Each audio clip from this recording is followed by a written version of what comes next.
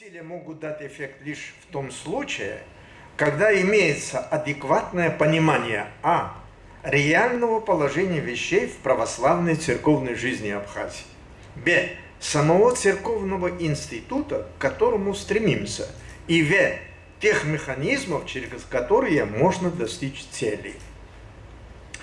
Анализируя сложившуюся в стране ситуацию, нетрудно заметить, что православная церковь, являющаяся неотъемлемой частью нашей национальной культуры, все еще остается в правовой неопределенности. Формально, то есть де-юре, она остается частью грузинской православной церкви. Но фактически, то есть де-факто, грузинская церковь не может осуществлять свою юрисдикцию на территории Абхазии.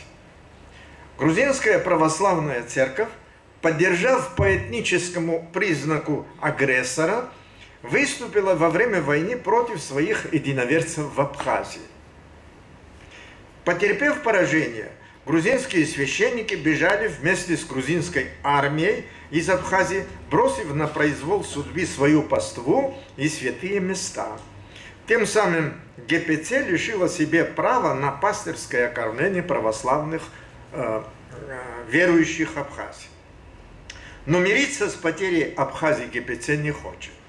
Всеми доступными средствами она пытается вернуть Абхазию в свое лоно. Как видно, в послевоенных условиях возникла острая надобность в канонической реорганизации православной церкви в Абхазии.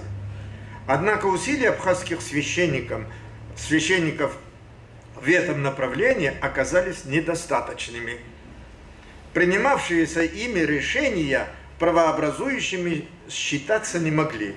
Ситуацию усугубляло еще и расхождение во мнениях среди самих священников в подходе к решению задачи, возникшей перед ними.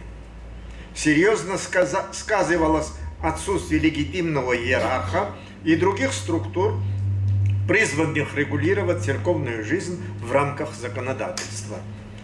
Службу в нашей церкви несут клирики, рукоположные разными церквями, что тоже является нарушением церковного законодательства. За послевоенные годы, к сожалению, не наметилось заметных сдвигов в канонической организации православной церковной жизни в Абхазии как единой системы. Само понятие «абхазская церковь», которым мы часто пользуемся, в содержательном плане остается еще расплывчатым, собирательным словом. Оно не выражает специального органа, управляющего всеми церковными общинами и объединяющего их в единую церковную организацию. По логике рассуждений некоторых наших священников, ответственность за проведение необходимых структурных преобразований перекладывалась на внешние силы, что способствовало не решению накапливавшихся здесь проблем, а обострению церковного кризиса.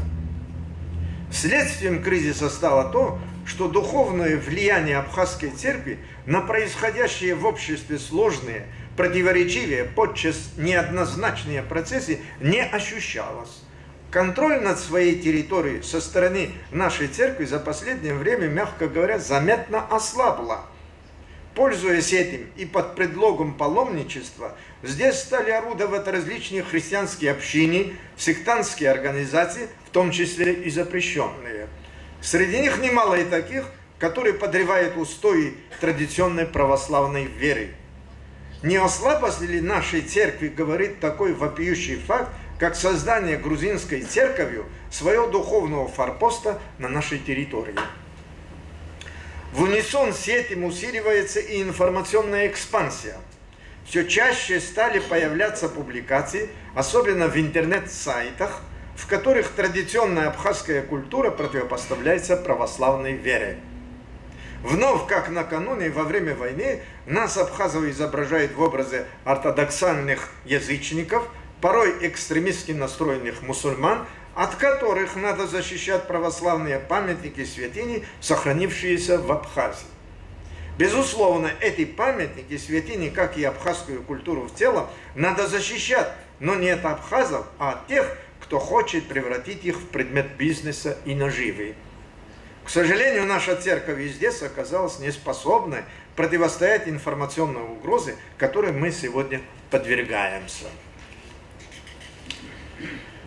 Именно эти факторы вызвали церковное движение, ставшее поистине всенародным. Народ быстрее, чем иные просвещенные люди, разобрался в церковной перипетии и понял, какой непоправимой бедой может обернуться духовная неопределенность. Чтобы отвести эту угрозу, как раз и нужна церковь. Но какая церковь нам нужна? Нам нужен такой церковный институт, который может позитивно влиять на жизнь общества и противостоять духовным вызовам нашего времени. Чтобы выполнять столь высокую миссию, православная церковь в Абхазии должна быть независимой. Наше стремление к созданию независимой православной церкви обусловлено не только историческими мотивами, но и теми реалиями, в том числе и правовыми, при которых мы сегодня живем. После кровопролитной войны мы не можем вернуться в лоно грузинской церкви. Это очевидно. Но и ни одна другая поместная церковь не может осуществлять пастырское кормление православных верующих Абхазии на канонической основе и выполнять ту миссию, о которой речь шла выше. Подчеркну еще раз, создание независимой православной церкви в Абхазии – это не чья-то субъективная прихоть, навязанная народу. Создание независимой церкви соответствует, теперь мы можем сказать, волеизъявлению православного народа Абхазии, текущим реалиям и, главное, нормам церковного законодательства. Вот почему президент Абхазии Александр Золотинскович недавно заявил о безальтернативности автокефальной абхазской церкви. Но и автокефальная церковь не самоцель. Автокефалия лишь форма, возможность полнокровной церковной жизни. Каким содержанием наполняется эта форма, во многом зависит от тех, кто несет службу в церкви. И именно духовенство призвано играть ключевую роль в выполнении церковью своей высокой миссии. Священник не может и не должен ограничиваться организацией и проведением обычного церковного ритуала. Главное его призвание – это миссионерская, проповедническая деятельность, в которой сегодня наши миряне так нуждаются. Потому священник должен быть глубоко и масштабно мыслящим духовным лицом, наставником мирян, уважаемой и влиятельной личностью, морально безупречным, духовно богатым и добрым человеком. Личность священника должна быть привлекательной, чтобы люди повернулись лицом к церкви. Сегодня его деятельность должна быть нацелена прежде всего на возрождение ценностных основ православной веры в Абхазии. Возрождая православную веру, священник тем самым способствует возрождению и абхазской культуры, которая тоже переживает сегодня глубокий кризис. Священнослужитель должен хорошо чувствовать, что библейские заповеди и моральные каноны и максимы традиционной абхазской культуры по существу это одни и те же ценности. Ныне перед нами остро стоит задача богословского осмысления абхазской культуры, как и наоборот, культурологического осмысления роли православной веры в развитии абхазской культуры. Православие и абхазская культура давно слились в единое целое. Разделение православия и абхазской культуры друг от друга и противопоставление их друг другу, с которым мы вновь столкнулись, ведут к окончательному разрушению нашей культуры. Мы не можем мириться с этим и думать о себе так, как думают о нас грузинские авторы, в том числе и священники. Вот подлинные мотивы современного церковного движения в Абхазии. Мы, участники этого движения, не преследуем чьих-то конъюнктурных интересов, как порой думают иные сторонние наблюдатели. Оно не направлено против какой-либо другой поместной церкви, в том числе даже грузинской церкви. Напротив, мы стремимся к укреплению своих духовных связей с внешним православным миром, прежде всего с русской православной церковью, которая еще в апреле 1917 года первой поддержала идею автокефалии абхазской церкви, а во время войны 1992-1993 годов и после нее оказывала нам помощь в сохранении православной церкви. Сегодня мы решаем сложную задачу защитить себя, защитить свое духовное будущее. Повторяю, задача непростая и решение ее требует больших усилий и времени. Но и медлить с решением церковного вопроса и ждать наступления лучших времен, как советует нам, слишком рискованно. Есть веские основания думать, что ситуация может измениться в худшую сторону. Но и форсировать события тоже нельзя.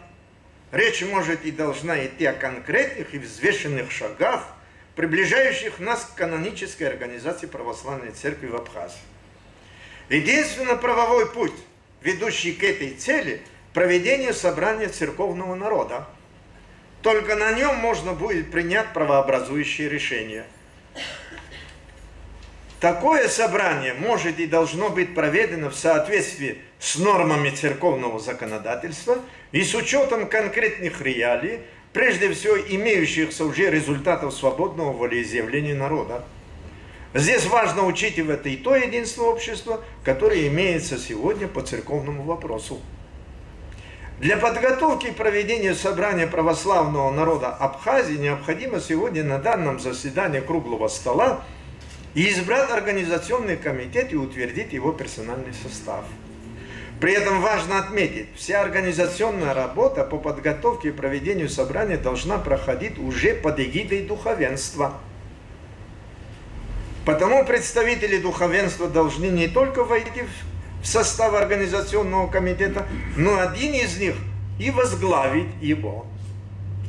Разумеется, в состав оргкомитета могут войти также и крещенные представители светской общественности.